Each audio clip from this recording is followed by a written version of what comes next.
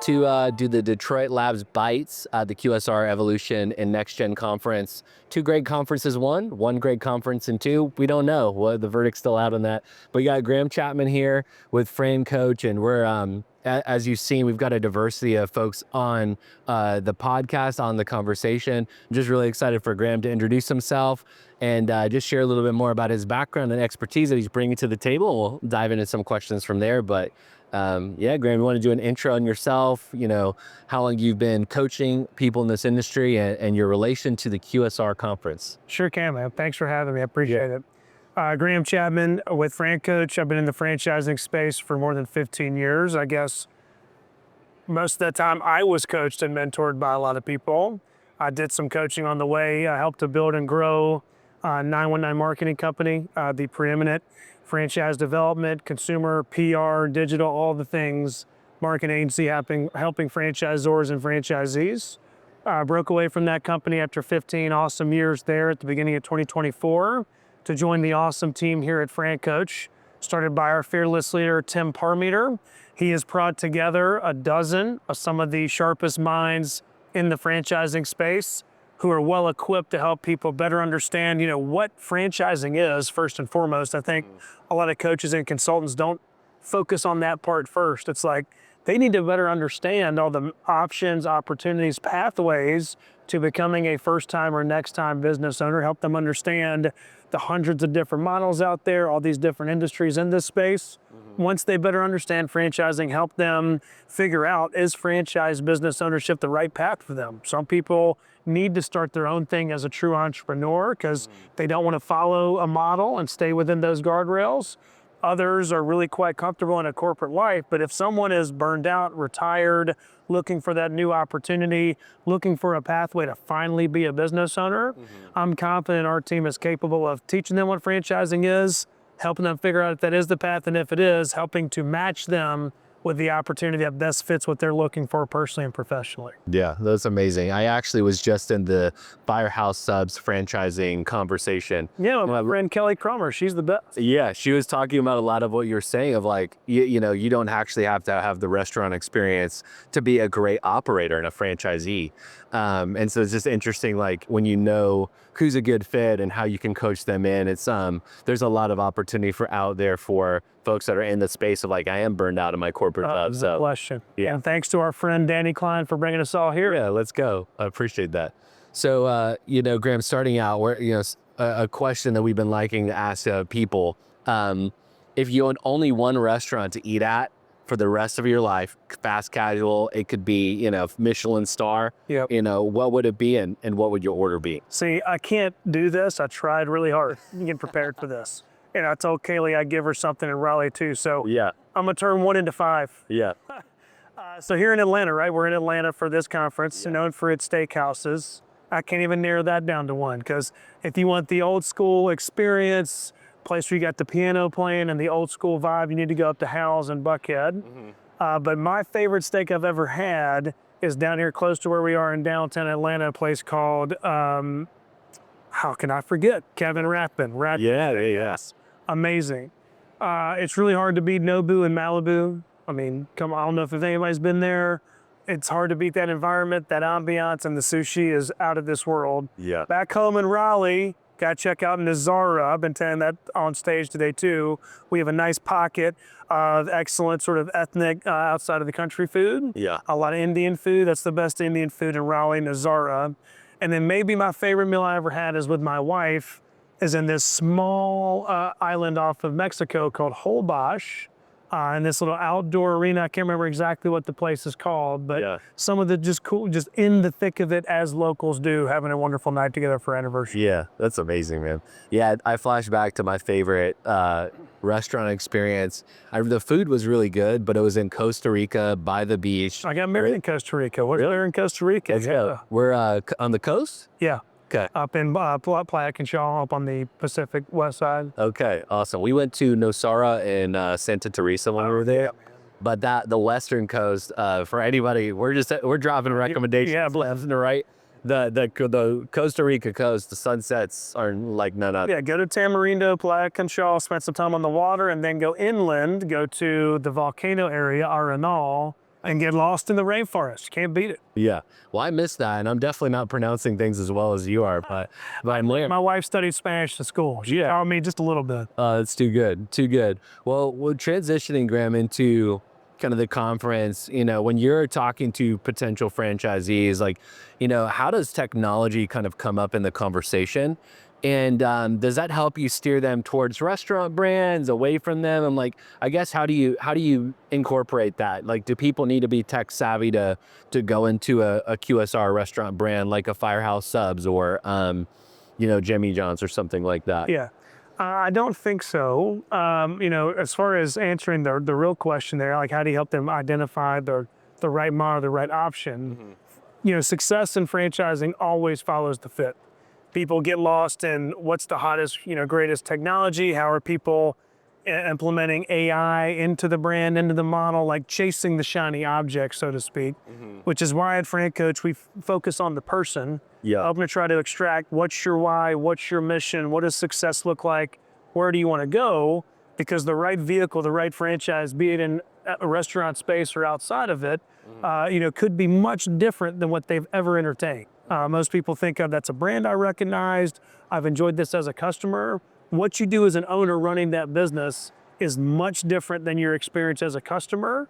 And your role as an owner can be much different in one restaurant than the next. So having that knowledge of exactly what you're doing each day, does that give you energy? Does that inspire you? Does that excite you? Is sort of the value that we can add in helping people figure that piece out. But as far as tech advancements, getting it right, like what are brands doing to really elevate the customer experience? I don't care what it is. It might be not tech savvy. Yeah. But as long as that brand is focused intently on value engineering, elevating the customer experience, helping franchisees move forward, that's what you got to be looking for. Yeah, no, that's amazing.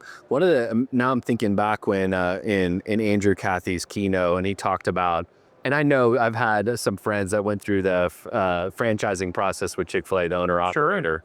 They're talking, it's a 6-month plus interview process. It's longer than that, and you have to be willing to be in the restaurant. Yeah, like hands-on. In the restaurant.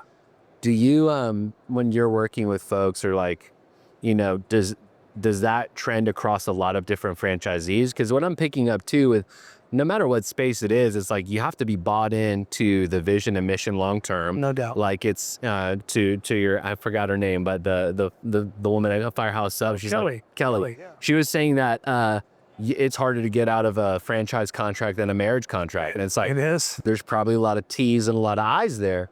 And yeah, I guess, how do you think the timeline that you're looking for, is it a 5-year, 10-year, 30-year horizon for these people that are saying like, hey, I want to be a franchise owner? Sure. What are they committing to? I'm curious. Well, you should always be, it's another thing we help with, you should always be starting with the end in mind. So what do you want as a franchisee? Do you have dreams of scaling? Do you want to be more of a full-time owner? Do you want to be more semi-passive?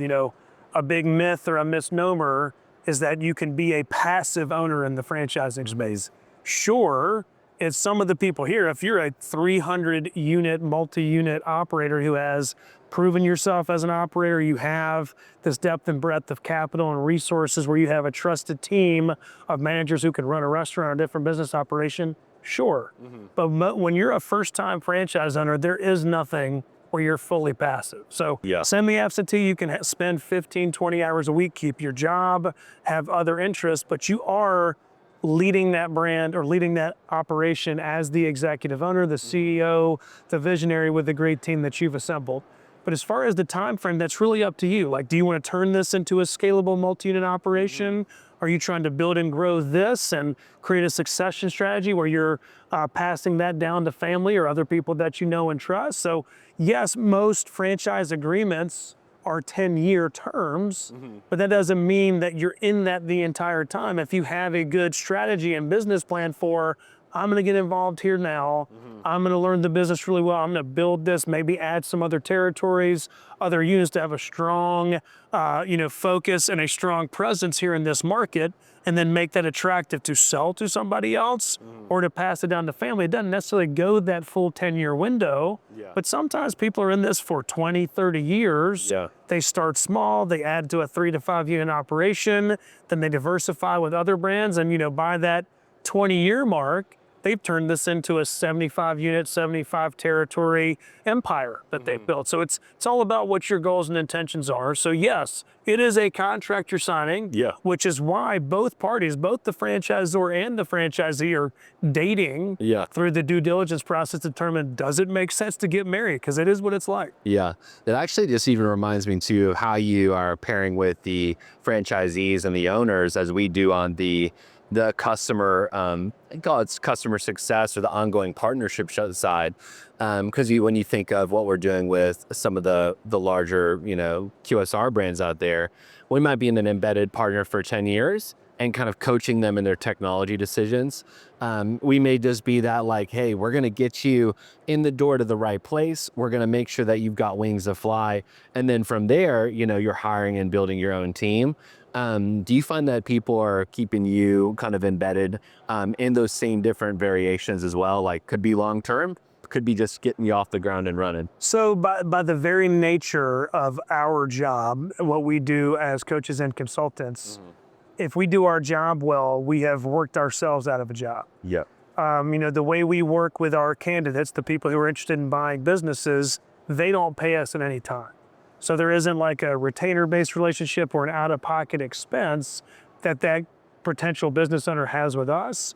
Our job is to help facilitate a successful partnership and relationship between them and the franchise brand. Doesn't mean we've gone away. Like I have plenty of people that I've placed with the right franchise that I talk to all the time. In fact, last night I went to dinner here in Atlanta with a guy that I helped buy a property management franchise. In Atlanta, we've kept in touch, finding ways to help each other. But as far as my function and primary purpose of helping people find the right opportunity, if I've done my job well, I have connected that franchisee with a franchise brand that has the right support, the right people. They've established great relationships that you're talking about, because it's all about relationships. That if that franchisee is in the right system, the level of support and guidance they're going to get from the corporate office and other franchisees with whom they've established relationships, that's going to be a much better resource for them in growing and succeeding in that specific company than I can be as their coach. But if I've done my job well, the next time they're ready to look at something else, they'll come back to me and they'll tell their friends, their families, and family and colleagues that if they ever want to buy a business, then I can be the person to help. So it's all referral-based type work. I sort of like project-based, like some franchises, is the sort of nature of our work, where if I've done my job well, once they've bought the franchise, they're leaning on the brand and the franchise partners more than they are on me, even though, of course, I'm there to help if they ever want me. Yeah, that's amazing. It reminds one of my probably most well-connected friends, Mark. Same way, I'm like, he's helped other folks acquire businesses. And I'm like, how do you do this? But I'm like, he's just well-connected, really trustworthy, and he values the outcome for people better. Shoot, if you do those three things, you'll succeed in anything. Yeah, that'll preach for sure. Yeah, man, preach. Yeah. So Graham, kind of looking at maybe on the QSR industry, you're at QSR Evolution and NextGen. There's a lot of tech here, and I think you made a really good point, because we think the same way. It's like, implementing the new shiny thing for implementation purposes. If it's not done well or right, it's not the right time to do it. But you're probably having a lot of conversations with a diverse group of brands and franchises. What tech have you seen that's really been, I don't know, new and exciting that actually is making an impact? Doesn't have to be the last 6 months or the last year, but I'll give you an example. For me, it's just like going through the Wendy's drive-thru and actually ordering with AI, and it like actually not being a bad experience. I'm like, that worked. That's pretty legit, man. Yeah, I'm like, I didn't see that one coming. Or seeing Waymos drive around without a person in the car. Yeah. Thought Tesla would for sure be the first. Yep. And while Tesla probably has done it already, but it's like, I think that tech is just really interesting to me.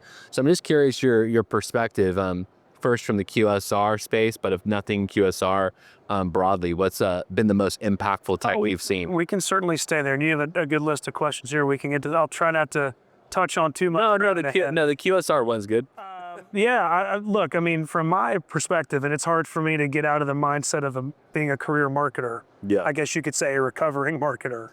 But look, no matter what happens from here, no matter what AI is going to influence this some, but even as you get more robots that are helping with product develop or product preparation and delivery, a couple things. So with that, like with what you mentioned about Wendy's having that sort of AI bot helping with your order, it's a tough sort of equation between how do we use things like that to optimize efficiencies and to optimize margins, right? Relying less on humans without compromising the customer experience and without compromising the brand culture, because you are going to need people in those stores doing certain tasks. And if they're just surrounded by technology, what does that do for their experience working at that brand as a person?